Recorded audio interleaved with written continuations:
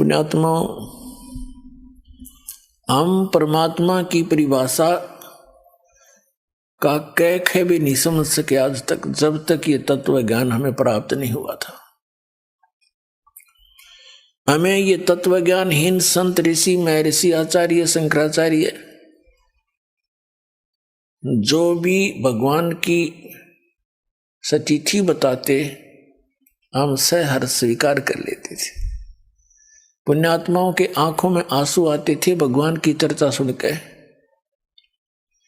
लेकिन वो काल की महिमा सुनाया करते थे और नाम भगवान लेते थे। आत्मा अपने पिता से जब से बिछुड़ी है, ये महाकष्ट उठा रही है। अभी पुण्यात्माओं, आप इस ज्ञान से पूर्ण रूप से परिचित नहीं हुए हो, जिसमें आपकी बुद्धि इतनी मैच्योर हो जाएगी कि आप प्रत्येक संकेत को समझने लग जाओगे, तब आप परमात्मा को अच्छी तरह जान जाओगे। अभी तो आप ऐसी स्थिति में हैं जैसे कोई बालक उठाकर किसी पेन को और कहता है पिताजी ये क्या है, तो पिताजी कहता है कि बेटा ये पेन है। वो कहता है पिताजी कहता पेन है, या दादाजी जो भी जिससे वो पूछ रहा है, फिर कहता वो फिर बताता है ये पेन है। तो वो कहता कहता उसको रख के और चला जाता है। उसकी बुद्धि इतनी मैच्योर नहीं हुई है, इतनी विकसित नहीं हुई है, पिताजी ये बता क्या रहा है। और उसको अविश्वास भी नहीं, क्योंकि वो अपने फादर से पूछ रहा है, लेकिन उसकी बुद्धि स्वीकार नहीं कर रही पेन है क्या वस्तु। और जब वो थोड़ा सा बड़ा हो जाता है, फिर उसको कहते हैं बेटा या बेटी, वो पेन ला उठा करके दौड़ा जाता है और पेन उठा के ला देता है, फिर नहीं पूछता ये क्या है। तो पुण्यात्माओं, अभी आपकी या ऐनी मिट्टी है, इस ऐ को मिटाने के लिए इतना ज्ञान दिया जा रहा है, सैकड़ों प्रमाण रखे जा रहे हैं आपके सामने। एक दिन आपकी या ऐ मिट जाएगी, क्योंकि ज्ञान से ही मिटेगी। वो क्या ऐ है, जैसे हम कहते हैं परमात्मा कबीर साहब है, आप सभी स्वीकार करते हो क्योंकि प्रमाण गणे दे दिए। फिर हम बताते हैं कि ये लोक यहां रहने का नहीं है, और ये परिवार जिसको आप मानते हो आपका नहीं है। ये परमात्मा के बच्चे आपके संस्कारवश जुड़े हुए हैं, और जो संपत्ति, जो घर, मकान, कोठी, बंगले तुम बनाए बैठे हो, ये आपके नहीं है। लेकिन आप अस्वीकार भी नहीं करते। दास बोल रहा है क्योंकि आप मेरे शब्द के बच्चे हो, जिसे नाद के कहते हैं, और आपको ये अविश्वास भी नहीं है कि गुरुजी गलत कह रहे हैं। लेकिन यह बात आपकी ऐसी स्थिति में है अभी तक, तो एक समय ऐसा आएगा आपको ये अपने नहीं, भगवान के संपत्ति दिखाई देगी, भगवान के ही ये सब जीव दिखाई देंगे। फिर आपकी भक्ति भी दृढ़ बनेगी और आप निश्चिंत भी होगे, क्योंकि मालिक ने प्रत्येक की चिंता है। नौकर का जितना काम होता है नौकर उतना ही कर सकता है। उन बच्चों को जो उस मालिक ने देना है वो नौकर को दे देता है कि आप इनको ऐसे ऐसे सुविधाएं प्राप्त कराओ, तो वो नौकर का उतना ही काम है, वो करवा दे। तो अभी हम मुखिया बनकर काम करा करते, फिर हम एक दास बनकर परमात्मा का जैसा भी जिसका रोल है, एक फिल्म है ये, तो इसमें जिसका जैसा रोल है उसको एक सुचारू ढंग से करें, भगवान से डर के करें, किसी की आत्मा नहीं दुखावे, क्योंकि सब उस मालिक के बच्चे हैं। और इस मन पापी ने डांटे, जरा सा क्रोध होकर मन माने घर में कड़े मचवा दे 1 मिनट में, उसको ज्ञान से और परमात्मा के भय से उसको कंट्रोल करें। तो अब दास तो आपको बता रहा है कि आप यहां बहुत कष्ट उठा रहे हो, और आप इस बात से को सुन अवश्य लेते हो, लेकिन ये समझ में नहीं आता कि कष्ट कैसे उठा रहे हैं। कोई समझता है कि मैं बीमार हूं इसलिए कष्ट है मुझे, नहीं। यहां जो मूल कष्ट है जन्म और मरण का, ये भारी रोग है। उसके बाद 84 लाख योनियों में, पशु पक्षियों के शरीरों में, पुण्यात्माओं कैर टूट रहा प्राणी पे। अब आप मनुष्य हो और मानव शरीर में ही आप ज्ञान ग्रहण कर सकते हो, और मानव शरीर में परमात्मा ने इतनी सुविधा भी दी है आपको कि आप अपने मकान झोंपड़ी डाल सको, गर्मी सर्दी से बचने के लिए पतले मोटे कपड़े की व्यवस्था कर सको। आप उसको छोड़कर आप भक्ति मार्ग से दूर होकर केवल यहाँ की संपत्ति जोड़न में और यहाँ कोठी बंगले बनाकर एक फोकट में मां बनाने की ओर सी लगा लिया आपने, जो आपकी भारी भूल है। इस भूल को हटाने के लिए परमात्मा आए, पूर्ण ब्रह्म, अनंत कोट ब्रह्मांड के पालक, और एक झोंपड़ी में जुल्हा बनके हाथ से काम करके कपड़ा बुनकर एक लीला करके दिखाई कि यदि तुमने भक्ति में सफल होना है, अपनी इन मनोकामनाओं को, इच्छाओं को सीमित करना पड़ेगा। समाज को देखकर आप भक्ति मार्ग पर नहीं चल सकते। ये दूसरी बात है कि आप जैसी भक्ति करोगे वैसा फल तो आपको मिलता ही रहेगा, लेकिन मोक्ष प्राप्ति के लिए आपने अपनी सभी परंपराओं को, जो हमने स्वयं बनाकर अपने पैरों में बेड़ी डाल ली, उनको अब समाप्त करना पड़ेगा। पैसों की आवश्यकता किस लिए पड़ती है? बड़ी कोठी बनाकर महिमा हो जावे गांव में, नगर में कि बड़ी कोठी है उनकी, बड़ा पैसे वाला व्यक्ति है, बड़ी कार हो, चलिए तेरे संस्कार में होगी, ये तो हो ही जाएगी, और फिर हो जाती है मृत्यु। कोठी वाले की मृत्यु हो जाती है, कुत्ता बनकर उसी गली में बाहर बैठता है कीचड़ में, गर्मी और सर्दी में, ऊपर से वर्षा हो रही है, वो ठिठुर रहा है कोठी वाला बाहर बैठकर कोठी में। कोई अन्य ही प्राणी जो परमात्मा के बच्चे हैं वो भी निवास कर रहे हैं। कुछ दिनों में उनकी भी टिकट कटेगी, वो भी बाहर बैठेंगे गली में जो भक्ति नहीं करते। तो ये जो दुर्गति और भविष्य में होने वाले कष्ट आपका हरदम चित्त में रहने लग जाएंगे, फिर आप भक्ति कर सकते हो। ये जो दास आपको बता रहा है, क्योंकि सत्संग जो है एक ऐसा सामूहिक शिक्षा स्थल है जिसमें पहली कक्षा के बच्चों के लिए भी कुछ ज्ञान बताया जाता है, दूसरी के भी, तीसरी के भी, मैट्रिक वालों को, 10वीं कक्षा वालों को, बीए वालों को, एमए वालों को, यानी अंतिम पढ़ाई वालों को भी हिंट दिए जाते हैं। सामूहिक सत्संग के अंदर सबको ज्ञान दिया जाता है और आपको बताया जा रहा है कि आप यहाँ के वासी नहीं हो, आप सतलोक में रहा करते थे और वहां आपकी मृत्यु नहीं होती थी, वृद्धावस्था नहीं थी, कोई रोग शरीर में नहीं था। आज कोई वृद्धावस्था नहीं चाहता और सबकी होगी, पहले मर गया वो दूसरी बात है, और फिर बुढ़ापा भी, वृद्धावस्था भी होगी और मृत्यु भी डेफिनेट, और हम फिर भी आंख नीचे बैठे यहाँ पर। तो अभी तक तो हमें इसका विकल्प नहीं था, अब परमात्मा ने विकल्प बता दिया कि जब तक इस शरीर में रहो वो आपका मकान जो भी सीमित सा बनाकर रखो, ज्यादा बड़े की आवश्यकता नहीं। जैसा भी आपके संस्कार में कोई बड़ा भी बन गया है तो कोई प्रॉब्लम नहीं है।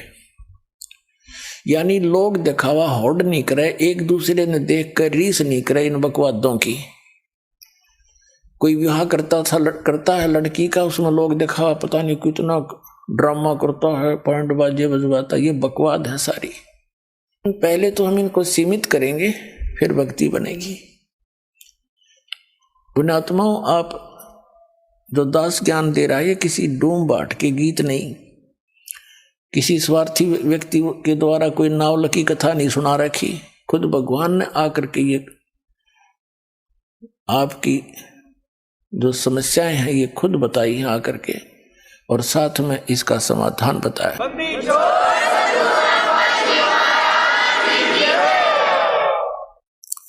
और आप जी ने बहुत दिन हो गए यहाँ कष्ट उठाते ने। अब परमात्मा कबीर जी आपके पिता हैं, सभी हम सब के, और आपके दुख को देखकर वो स्वयं दुखी रहते हैं। आपने गलती अवश्य कर दी, और जैसे एक सेब खराब हो जाती है, सेब विक्रेता को वो सेब बहुत प्यारी होती है, उसको पता है कितनी कीमती है, लेकिन खराब होने के बाद उसके पास कोई विकल्प नहीं है, उसको बाहर फेंकना ही पड़ता है। तो पुण्यात्माओं, हम उस सतलोक में रहने के लायक रहे नहीं थे, इसलिए परमात्मा ने हमें बाहर फेंकना पड़ा कि ये औरों को खराब ना करते हैं।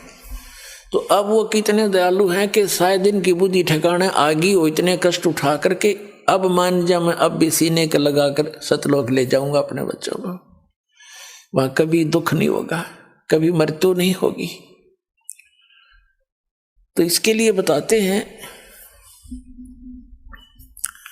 यहां जो परमात्मा स्वयं आए थे, एक झोपड़ी में रहा करते, घास फूस की छात बना के, लकड़ों के टांग के, और उसमें 120 वर्ष रहे और सारी सृष्टि का पालन करते थे। वो सारी सृष्टि के पालक हमें ये दिखाने के लिए कि यदि तुमने मोक्ष चाहिए, ये बकवाद छोड़नी पड़ेगी, समाज को नहीं देखना होगा, एक दास बनकर रहना होगा।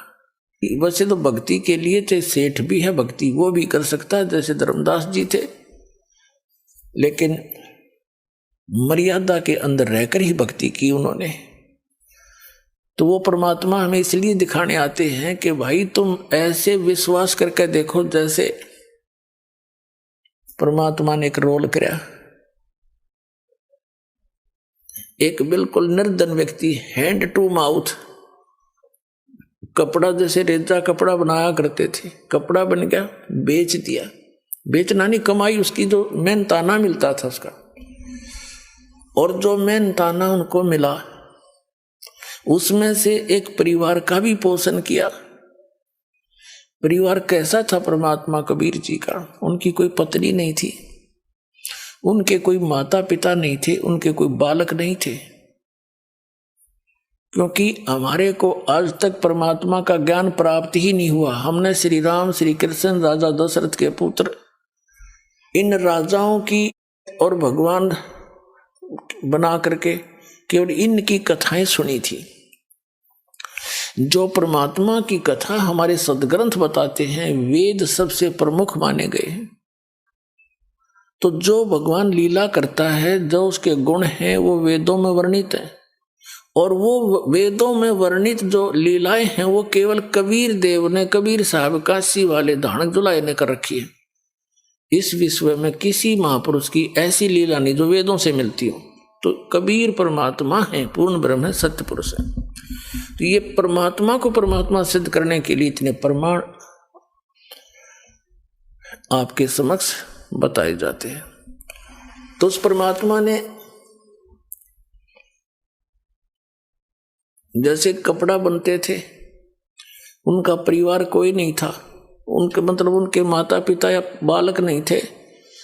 नीरू नीमा नाम के एक मुसलमान निसंतान थे, पति पत्नी, और कबीर परमात्मा यानी पूर्ण ब्रह्म सत्य पुरुष सतलोक से आकर काशी शहर में लहर तारा नामक एक तालाब के ऊपर, तालाब के अंदर कमल के फूल के ऊपर एक शिशु रूप धारण करके विराजमान हुए थे।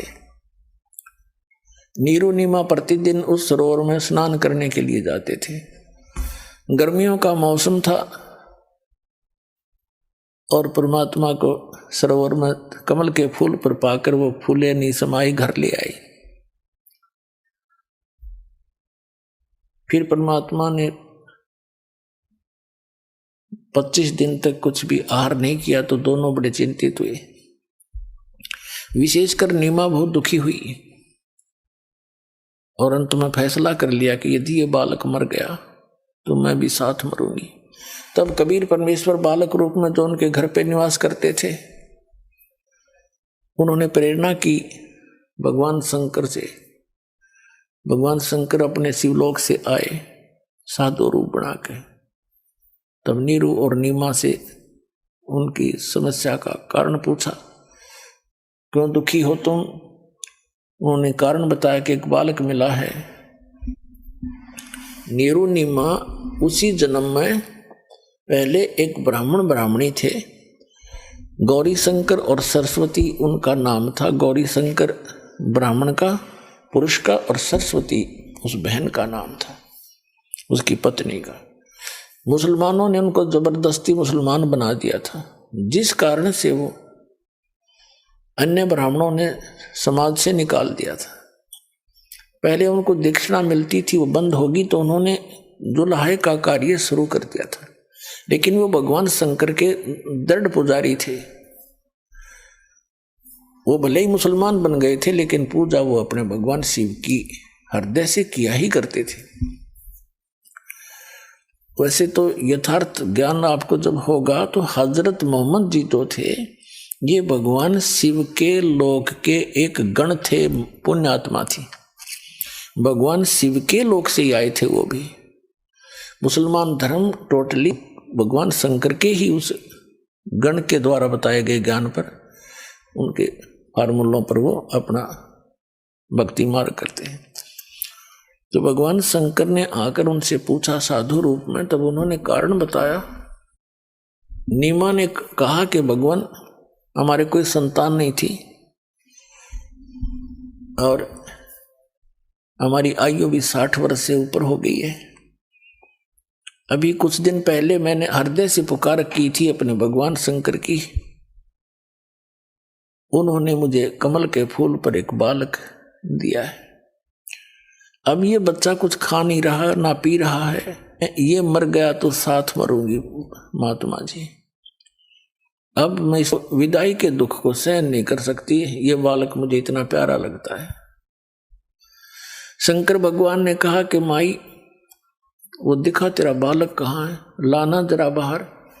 माई लाई नीमा उठा के, सोचा बालक को महात्मा जी के चरणों में डाल दूं, ये कुछ रहम कर दे, इनका जीवन बच जावे। इस उद्देश्य से नीमा ने भगवान शंकर के चरणों में बच्चा डालना चाहा, ऐसे चरणों में रखना चाहा, ऐसे आकाश में उड़ गए भगवान और भगवान शंकर के सिर के बराबर में आके ऐसे स्थिर हो गया हवा में। नीमा ने सोचा कि इस बाबा जी में करामात बहुत घनी, मेरा बेटा उड़ा दिया, हवा में रोक दिया। तब परमात्मा ने कहा कि हे महात्मा जी, इनसे कहो एक कंवारी बछिया ले आवे, उस कंवारी बछिया पर आप अपना हाथ रख देना आशीर्वाद का, वो दूध दिया करेगी। अब भगवान शिव ने जब देखा बालक आकाश में उड़ गया, शिव जी को तो पता था कि कोई मेरा योगदान नहीं है इसके आकाश में उड़ जाने में, और ये बोल रहा है छोटा सा बालक, ये कोई महापुरुष है, सिद्ध पुरुष है। भगवान शिव ने ऐसा किया कि आओ मेरे पास, गोदी में आगे परमात्मा उनके हाथों में आगे, जैसे बालक आ जाता है। फिर भी 2-3-4 बार उनसे बात करी और फिर कहा कि इनसे मैंने जो कहा वैसा करें। तब नीमा को भगवान शंकर ने कहा कि नीमा माई, ये बेटा तेरा मरने वाला नहीं है, देखो मैंने इसका हस्तरेखा देखी है, इसकी तो बहुत लंबी आयु है, ये जब तक चाहेगा शरीर नहीं छोड़ेगा, तू चिंता ना कर, ये मरेगा नहीं। नीमा ने कहा बाबा जी, महात्मा जी, इन सूखी सांत्वनाओं से मेरा दिल ना डटे, मेरी आत्मा जब मान लेगी जब ये कुछ दूध पी लेगा। तो भगवान ने कहा कबीर साहब ने कि इनको कहो गाय ले आओ कंवारी। तब भगवान शंकर ने कहा जाओ एक कंवारी गाय लाओ, नीरू नीमा के पति से कहा। नीरू गया और कुम्हार से एक ताजा बर्तन लाना, मटका, पात्र, छोटा घड़ा जिसमें दूध निकाला जाया करेगा। अब नीरू गया, एक बछिया ले आया और एक छोटा सा मटका ले आया, छोटा सा, और छोटे छोटे बर्तन जो मुंह लगा के पीते हैं, कप टाइप मिट्टी के बना करते थे पहले, उनको हमारे यहाँ तो कसोरे बोलते हैं, मिट्टी के प्याले, वो भी ले आए। और परमात्मा के आदेश अनुसार भगवान शंकर जी ने उस बच्चिया की कमर पर आशीर्वाद भरा हाथ मार दिया, लंबे लंबे सतन हो गए और दूध की धार चल पड़ी। वो पात्र साफ करके नीचे रख रखा था, वो भर गया। तो उस प्रकार परमात्मा के प्रतिदिन वो ये दूध पान करने लगे। परवरिश की लीला कबीर परमात्मा की बालक रूप में जब आए थे, कंवारी गाय से हुई थी। ये परमात्मा कबीर जी की जीवनी में लिखा है। और उस परमेश्वर कबीर जी ने जो परमात्मा परम अक्षर ब्रह्म सत्य पुरुष अमर पुरुष जो लीला किया करता है, वो लीला कर रखी थी। उसी के अनुसार वो आदरणीय गरीबदास साहिब जी को मिले थे, जैसे कि आपको सत्संग में सुनाया था सुबह। उनको सचखंड लेकर गए थे, फिर उनके अंदर पूरा ज्ञान भर दिया था भूत और भविष्य का। पहले क्या हुआ था, मैंने क्या क्या लीलाएं की थी, मैं कहाँ कहाँ रहा था। जैसे श्री तुलसीदास जी ने लाखों वर्ष पहले की रामायण लिपिबद्ध कर दी अपनी वाणी में, चौपाइयों के माध्यम से, दोहों के माध्यम से, और वो सर्वमान्य है हिंदू समाज में। इसी प्रकार आदरणीय गरीबदास साहिब जी ने उस परम अक्षर ब्रह्म की लीला, कबीर परमेश्वर की लीला, उनके द्वारा प्राप्त दिव्य दृष्टि और दिव्य ज्ञान के आधार से अपनी अमृत वाणी में लिख रखी है, जो एज इट इज सर्वमान्य है। जो परमात्मा ने लीला की थी उनसे भी मिलती है, जो कबीर सागर में लिखी हुई है। और जैसे दिव्य दृष्टि जो होती है, इसकी समता होती है, क्षमता, जैसे दूरबीन होती है, दूरबीन उनकी क्षमता होती है, एक तो 1 किलोमीटर तक का दिखा दे, एक मनमाने आसमान में सैकड़ों किलोमीटर तक या दूर तक का देख सकती है। इसी प्रकार दिव्य दृष्टि और दिव्य ज्ञान की भी अपनी क्षमता हो। तो आदरणीय गरीबदास साहिब जी के पास जो दिव्य ज्ञान और दिव्य दृष्टि थी,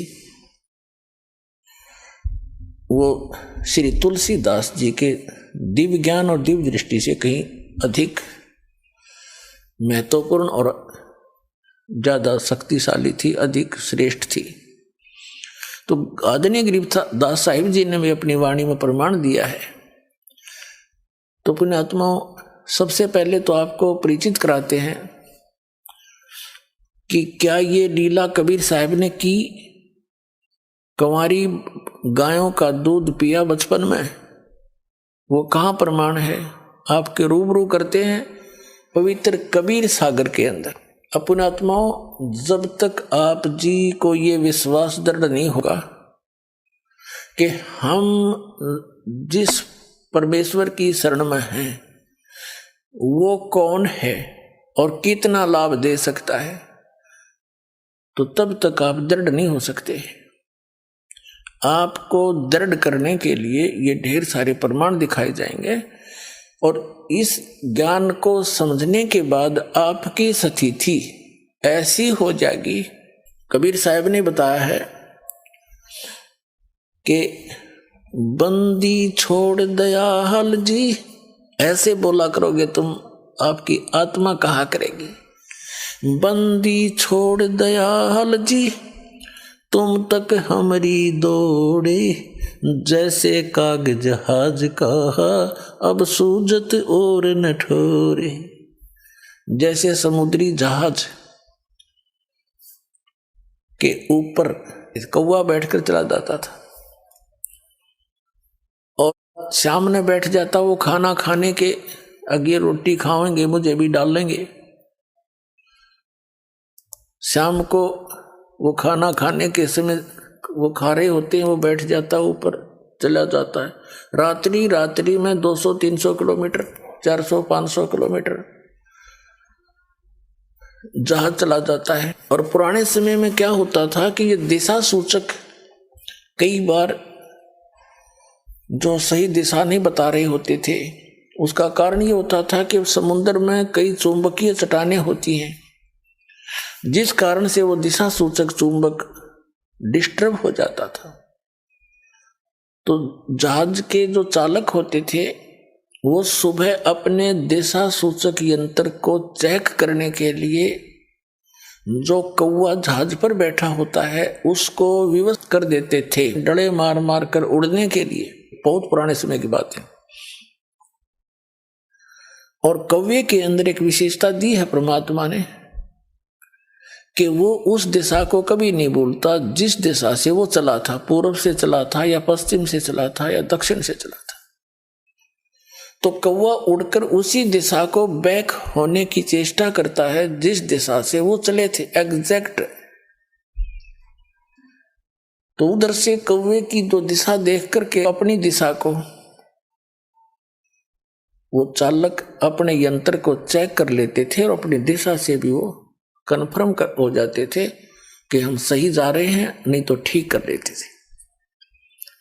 अब कौवा 150-200 फुट तक दौड़ता है, उड़ जाता है वापस आने के लिए कि वहां से पत्थर उत्थर मार दिए उसके।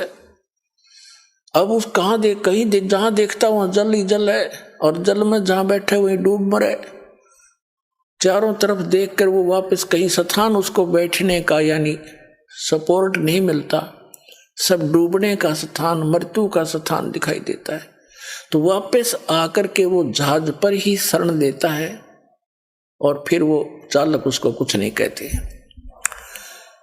तो जिस प्रकार उस जहाज के कौवे को उस जहाज के अतिरिक्त अपनी जीवन रक्षा का स्थान कहीं नजर नहीं आया और वापस में वो जहाज ही आकर ग्रहण किया, जहाज में बैठा और सारा डूब मरण का था। तो परमात्मा कबीर जी कहते हैं जिस समय आप जी को मेरी पहचान हो जाएगी उस समय तो आपकी आत्मा ये पुकार करेगी, बंदी छोड़ दयाल जी तुम तक हमारी दौड़े, जैसे काग जहाज का अब सूजत और न ठोरे। और ठिकाना पृथ्वी आपने दिखाई नहीं देगा इस सतलोक आश्रम बरवाला के अतिरिक्त। ऐसी स्थिति कर दूंगा आपकी।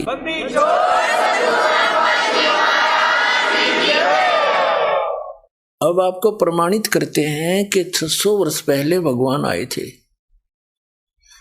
अपने पिता आए थे और हम अपने पिता को पहचान नहीं सके और हम इन काल के अवतारों को अपने मालिक मान के इनके लिपटे रहे। ये आप दुखी, ये आप जन्म मृत्यु के अंदर। तो जब ये स्वयं ही जन्म मृत्यु के अंदर हैं तो हमारी रक्षा क्या करेंगे? तो ये ज्ञान नहीं था हमें, तो ये ज्ञान अब परमात्मा ने कंप्लीट दिया अपने को। अब आपको दिखाते हैं कि 600 वर्ष पहले जब अपने पिता आए थे और जो उनका विरोध कर रहे थे वो भी उन्हीं के बच्चे थे, ब्राह्मण थे, काजी मुल्ला थे, आचार्य शंकराचार्य थे। ये भी उसी परमात्मा के बालक हैं। उनके अभिमान का नशा हो रहा था और एक संस्कृत भाषा जानकर विद्वान पाक रहे थे। परमात्मा के साथ इतनी बदतमीजियां की हमने, उनको तो शर्म आई होगी, पर अब लज्जा हमें बहुत आती है कि हमने के जुल्म किए। हो सकता हम भी डले मारन में उस टाइम उनके, क्योंकि हम बुद्धिहीन हैं। तो पुण्यात्मा उन्होंने किसी को बद्दुआ नहीं दी, नहीं तो वो कुछ भी कर सकते थे। जैसे दुर्वासा जी एक ऋषि हुए हैं, काल के ऋषि, ब्रह्म के पुजारी थे। और श्री कृष्ण जी के पुत्र प्रद्युम्न ने और साथ में 5-10 और यादव बच्चों ने जाकर उनके साथ मजाक कर दिया था, और उस मजाक करने से इतना भयंकर श्राप दे दिया कि तुम्हारा नाश इसी से होगा जिसका तुम गर्भ बना कर आए हो, नकली गर्भ बना रखा है।